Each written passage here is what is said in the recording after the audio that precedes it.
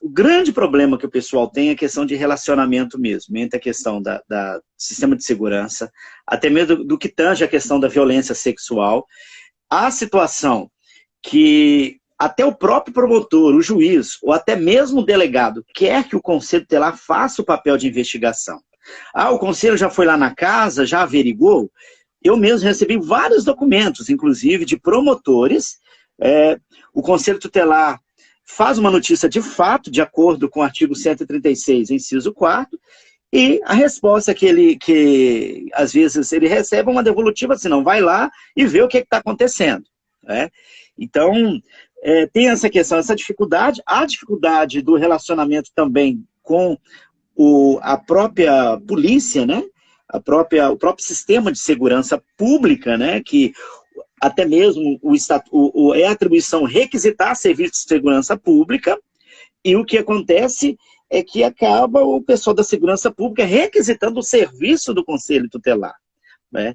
E, inclusive, até vi um documento, rolou um documento aí num grupo aí, um ofício, um promotor determinando, né, que o conselho tutelar realmente comparecesse à delegacia e desse todo o apoio ao delegado, porque não tem quem o faça. Eu falei, gente, complicou toda a situação. Né? Então, esse é o problema assim, geral, né, que o pessoal encontra dentro dessa questão. A questão que o conselho tutelar ele se vê. O que eu faço diante dessa questão de violência? A polícia que deveria ir, sou eu que vou? Como que faz? Certo, vejamos. Eu sempre digo o seguinte, o que dá margem para esse tipo de situação, essas arbitrariedades que são praticadas, é justamente a falta da política.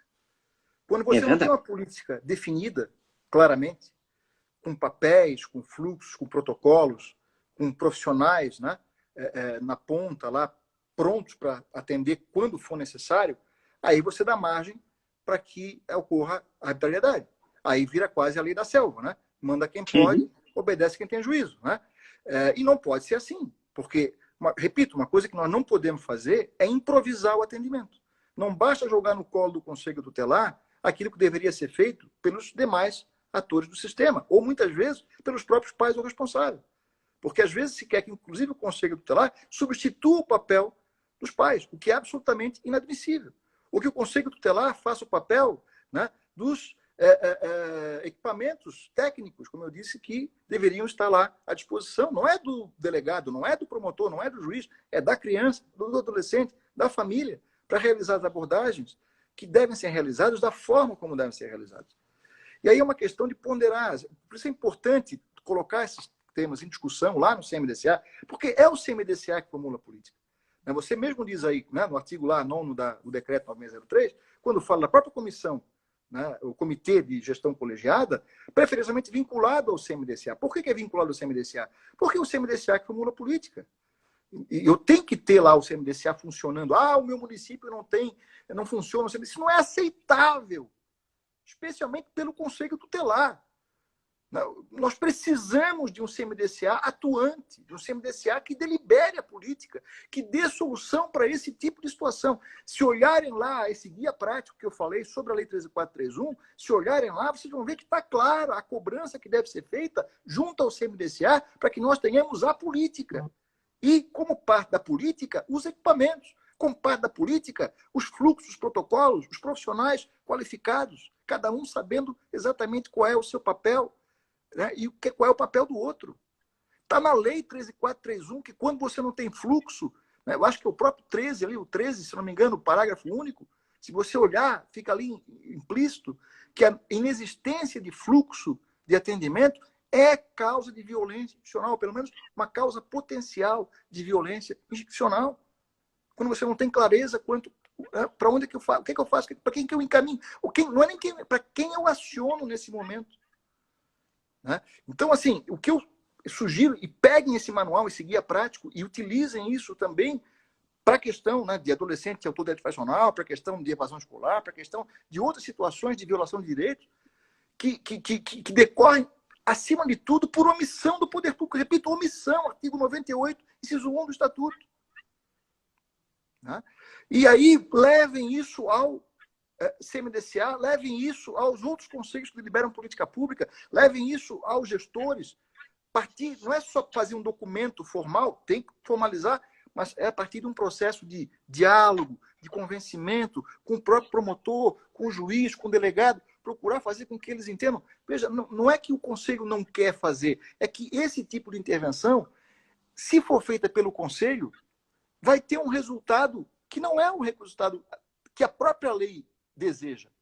É que nem, repito, mandar o conselho. Ah, não, eu não tenho um médico no município, tem lá uma criança que está com apendicite, ou está lá com um tumor no cérebro, manda o conselho tutelar atender a criança, manda lá ele fazer a cirurgia, ou dar a terapia que ele achar que deve dar.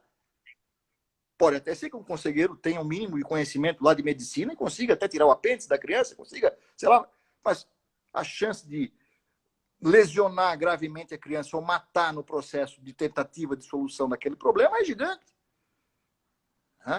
Então é uma questão lógica, me parece absolutamente lógica.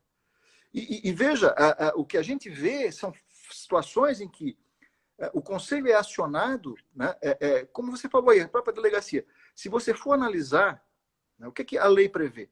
A lei prevê claramente que o adolescente que é apreendido, ele tem direito de estar lá, de ter os pais ou responsável no momento da apreensão.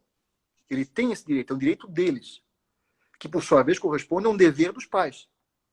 Que por sua vez corresponde a um dever do delegado de acionar os pais ou responsável, para que os pais se façam presentes. Quem tem que acionar é o delegado, não é o conselho tutelar. Aliás, em momento algum do procedimento, seja no estatuto, seja lá na lei do SINASE, a 12594, se faz referência ao conselho tutelar atuando nesses casos, nesses momentos. Em momento algum é feito referência a isso. Mas, veja a importância de acionar os pais ou responsável, que o estatuto, no artigo 231, considera crime próprio, deixar a autoridade policial responsável pela apreensão, de comunicar a apreensão do adolescente no local em que ele se encontra, a família ou a pessoa por ele indicada. Porque é direito do adolescente também, se eventualmente for impossível os pais se fazerem presentes, às vezes o pai mora distante, ou num local inacessível, não conseguiu contato, ele tem o direito, ele, adolescente, de indicar uma outra pessoa da sua confiança para se fazer presente naquele momento. Ele tem esse direito. A lei reconhece a ele esse direito. E, evidentemente, que essa pessoa, ela vai, eventualmente, se for liberar o adolescente, vai receber o adolescente do delegado, não é do conselho tutelar, para levar para casa. Ou, sim. Aí vamos ver. E veja, o estatuto prevê que deve haver uma integração operacional entre, né, delegacia, defensoria, Ministério Público, Judiciário e assistência social. Se tem um órgão que é chamado para intervir, é assistência social. Mas não é o CREAS. E nem está de plantão. A ideia... Não, mas tem que estar. Mas não tem. Mas tem que estar. Nós não podemos mais aceitar né, o jeitinho, o improviso, o amadorismo. O amadorismo e o improviso matam e vão levar para uma solução equivocada. É verdade. Então, veja, é crime deixar de comunicar, é crime. Ou aí não é crime, mas se você não permite que o adolescente tenha essa possibilidade, é no mínimo uma outra violação de direito de indicar uma outra pessoa da sua confiança. Porque o que importa não é ter alguém qualquer para levar o guri para casa, como se pensa, né? Não é para isso. Uhum. Ou para levar para a entidade de acolhimento se tiver que ser acolhido. Não é para isso. É alguém que seja da confiança do adolescente naquele momento.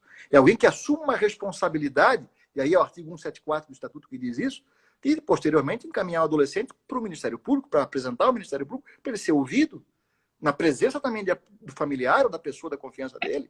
Esse é que é o objetivo. Está lá. Né? Ah, mas tem que acolher o adolescente. Tem que acolher o adolescente. Supondo que tem que acolher o adolescente. Porque os pais estão em um local inacessível, ou os pais estão em um local distante, que eles vão demorar 3 dias para chegar, ele tem que ser acolhido. Aí vão chamar o conselho tutelar? Não. Aí mais uma vez, o que vai me socorrer é a lei 13431. O artigo 21 da lei 13431, leiam o artigo 21. Claro que ali está falando da violência contra a criança, mas a violência, dentre as formas, né, pode ser institucional, ou pode ser decorrente da negligência, né, dos pais. né? Pode ter várias formas. Física ou psicológica, né? Enfim, ou institucional. E está lá no artigo 21 que, dentre as possibilidades para o delegado, para o delegado policial, é justamente o quê? Acionar os órgãos socioassistenciais, acionar diretamente para que o adolescente receba, ou a criança, enfim, o atendimento a que ela tem direito. Certo? Eu pergunto para vocês, o Conselho Tutelar é órgão socioassistencial? Tem gente que pensa que é, talvez o delegado pense que é, mas não é. O Conselho Tutelar não é órgão socioassistencial. Ele não pertence à política da assistência social. Ele pertence à política da infância. O que esse artigo quer dizer? Quer dizer que o delegado pode acionar diretamente, sem intermediação do Conselho Tutelar, os órgãos de assistência social que forem necessários, inclusive os que vão fazer eventual acolhimento do adolescente. Ele pode, inclusive, acionar, se há uma entidade já referenciada no município, e o ideal é que a política tenha uma entidade referenciada, ou no município, ou em um município contíguo, para fazer o acolhimento, né? O que a gente tem que fazer? Essa unidade referenciada tem lá um dirigente, certo? Se entende-se que é caso de acolhimento, e, né, o adolescente vai ter que ser depois apresentado ao Ministério Público, quem que vai ter que ser acionado para pegar o adolescente na delegacia, levar para o acolhimento e depois encaminhar para o Ministério Público? Quem que é? É o dirigente da entidade de acolhimento. Por quê? Porque o artigo 92, parágrafo 1º do Estatuto, equipara o dirigente da entidade aos pais ou responsável, ou ao guardião, perdão. Equipara ao guardião. E, como tal, ele se torna o responsável legal pelo adolescente e pela criança acolhida. Então, supondo que tenha que acolher, supondo que tudo falhou, os pais não foram localizados, o adolescente não indicou ninguém da sua confiança, eu tenho que acolher. Quem vai acolher é o próprio delegado, diretamente. Ele vai acolher, não precisa encaminhar para o conselho, para que o conselho acolha. Isso é insano. Não tem lógica, não tem propósito. Ah, mas o conselho pode aplicar a medida. Precisa aplicação formal da medida? Que se uma criança bater na porta da entidade de acolhimento, né? Bateu na porta lá, eu quero ser acolhido, eu estou aqui sozinho, perdido na cidade. Aí a entidade vai dizer, não, vá lá no Conselho Tutelar, para que o Conselho depois aplique a medida, aí você volta. A lei não exige isso. O atendimento, ele tem uma dimensão muito mais abrangente do que a medida. E o que importa é o atendimento pelo equipamento que for necessário, da forma adequada. E aí é aquela história. Eu até tenho argumentado isso. É importante que, nesse momento da entrega do adolescente, supondo que é para o dirigente da entidade ou para o órgão socioassistencial competente, que, nesse momento, seja feita uma intervenção técnica por parte de um técnico, de um profissional qualificado, para que ele possa convencer o adolescente de que, olha, nós estamos encaminhando você para tal equipamento, vai ser assim, assim, assim, explicar para ele todos os passos. Porque se simplesmente for fazer o transporte, se a ideia é essa, né?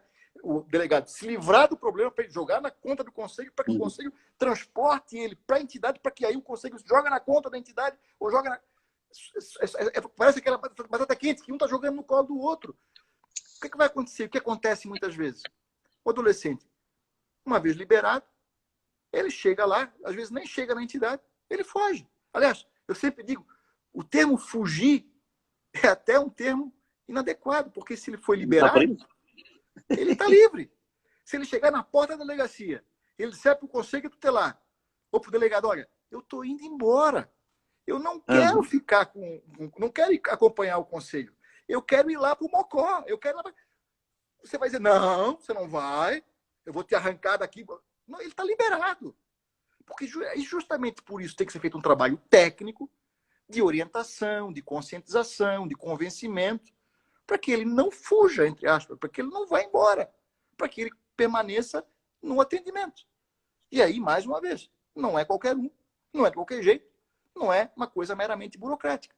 É uma coisa que tem que ser feita por meio de um profissional qualificado, de um técnico. Então, assim, eu fico pensando, né? Se nós tivéssemos a oportunidade de chegar para o promotor, para o delegado, para o juiz, e fazer com que eles parassem para pensar, vamos pensar a respeito. O que é que você quer? O que é que nós queremos, né, com essa ação? E se eles refletissem realmente, profundamente, se eles iam ter essa mesma atitude em relação ao Conselho Tutelar, ou em relação ao adolescente. Porque não é em relação ao Conselho. Porque quem vai ser prejudicado nessa onda não é o Conselho, é o adolescente. É o adolescente que não vai receber o atendimento adequado, como deveria ser. Né? Daí a necessidade de fazer essas reflexões, de fazer essas coisas. E assim, é parar, pensar e fazer os outros pararem para pensar. É jogar, né, uma questão assim, tá, do jeito que nós temos feito ao longo dos últimos 31 anos. Nós estamos conseguindo mudar muito. A gente não dá para dizer que não houve avanços, houve, né, ao longo desse tempo. Não vou querer aqui também ser o arauto do apocalipse e dizer que não tem jeito, ninguém fez nada. Não é assim. Houve avanços. Mas será que nós podíamos ter feito muito mais? Não podíamos ter avançado muito mais? Né, se nós tivéssemos feito diferente? Será que o que nós estamos fazendo merece continuar ad eterno, ad perpétuo? Será que... não, já que não tem, eu vou fazer de qualquer jeito. Será que é assim? Você, se está com um problema grave de saúde, você gostaria de ser ido por um farmacêutico, em vez de ir para o médico, um especialista? Não, né? Você vai para o médico especialista. Tem gente que entra na justiça para que a justiça determine um atendimento no exterior. Não é verdade? É uma coisa, a gente tem que começar a pensar quando são intervenções protetivas em matéria de infância. A gente tem que exigir que, né, o atendimento seja o melhor possível. Não podemos aceitar aquilo que, né, não vai resolver, que vai só espantar pombo, que vai só, né, tirar daqui e jogar para lá, que vai só, né, fazer de conta, né, que está fazendo alguma coisa. Não é isso que importa. O que importa, repito, o que importa é, e sempre será, e é o que nós temos que perseguir, é o resultado, e o resultado tem que ser a proteção integral. Então, assim, são questões que eu acho que merecem reflexão, e aí, só para também, nessa onda, é importante que o Conselho Tutelar tenha esse tipo de estratégia de intervenção política. Ele tem que ter essa preocupação, colher dados, inclusive quanto aos atendimentos prestados e os que não são prestados por faltar estrutura. E as consequências dessa falta de estrutura. As consequências das abordagens equivocadas, dos improvisos que são feitos, decorrentes, inclusive, da própria atuação do Conselho Tutelar. Com a melhor das intenções, às vezes, mas faz errado. Porque não tem preparo técnico para fazer. Me coloca para fazer, eu também não vou ter essa capacidade. Não estou desmerecendo, por favor, o Conselho. Eu não tenho, o promotor da comarca não tem, o juiz não tem. Pode até achar que tem, mas não tem. E aí é necessário que nós possamos mudar a forma de interação com o sistema. Definir estratégias mais abrangentes. Procurar reunir o colegiado para tirar posições institucionais. Procurar reunir colegiados de uma comarca, de uma região, de um estado, se possível, o Brasil, para a gente poder firmar posições, né? E melhorar os argumentos. E esse processo de convencimento, de conscientização. Não é só chegar e dizer, não é atribuição do Conselho. Se você chega numa situação qualquer e diz para alguém que é autoritário, às vezes, ou que está com uma concepção equivocada e tem autoridade, que pode vir a ser autoritário, que ó, não é atribuição do Conselho, querer bater de frente, você vai perder. Né? Por quê? Porque não vai dar nem espaço para diálogo. Você tem que procurar conscientizar, convencer. E uma coisa que eu digo sempre, pode até ser que não seja atribuição do Conselho fazer o que os outros querem que o Conselho faça. Mas então, será pelo menos atribuição do Conselho zelar para que o órgão competente, com que o agente competente, o técnico competente, preste atendimento devido. Não é dizer, não é minha atribuição, se vira. Porque quando você diz, não é, mas se vira, você está deixando o próprio adolescente, a própria criança, a própria sorte. E aí o Conselho está errando também quanto a isso. Violando então, direito. por isso é importante que o Conselho não é fazer o que os outros querem, mas é fazer o que tem que ser feito. E cobrar das autoridades, dos agentes, dos gestores, que façam aquilo que lhes cabe. Né?